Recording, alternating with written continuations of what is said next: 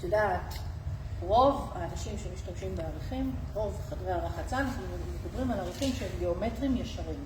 מה זה אומר גיאומטרי ישר? או ריבוע, או מלבן, או מקסימום איזשהו מלבנון ארוך. מה קורה פה? מה קורה פה? תסתכלי מה הולך פה. עריכים צורניים.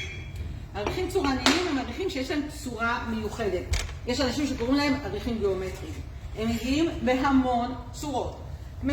משושה, מניפה, כינורות, משושה פחוס, משולש, מעוין. אני מתה על המעוינים. המעוינים הם צורה עכשיו השאלה... מושלמת. אוקיי, אז אם אנחנו מסתכלים על כל הצורות האלה, השאלה אני שואלת אותי לאיזה סגנון זה מתאים. נכון? זה מה שבדרך כלל אנשים שואלים אותי, לאיפה אני לוקח את זה? סגנון הדות המודרני. הדות המודרני. הדות המודרני. אלה שכשהם שומעים כפרי, מקבלים חררה. לא. זה המודרני. אוקיי?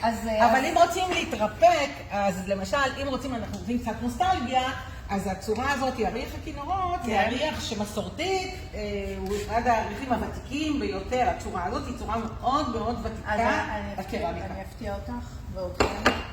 כמו שאמרנו קודם, רוחמה ואני לא ממש מתייחסות במה שבאמת קורה, נכון?